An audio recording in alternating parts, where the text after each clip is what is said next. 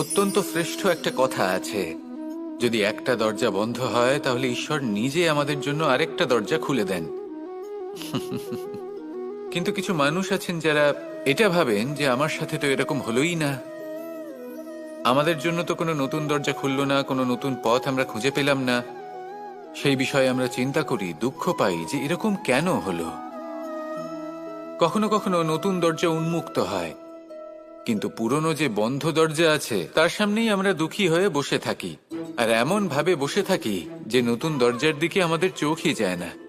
কখনো কখনো ঈশ্বর জেনে শুনেই আমাদের জন্য নতুন দরজা, নতুন পথ উন্মুক্ত করেন না, কারণ তিনি চান যে আমরা যেন পরিশ্রম করি, কর্ম করি, নিজেকে আরো বেশি শ্রেষ্ঠ করে তুলি, সক্ষম হই, আর নিজের পথ আমরা নিজেই খুঁজে নিই। কখনো কখনো এমনও হয় যে ঈশ্বর চান যে আমরা যেন সেই পথে চলতে শুরু করে দিই। ভবিষ্যতে গিয়ে ঈশ্বর আমাদের সব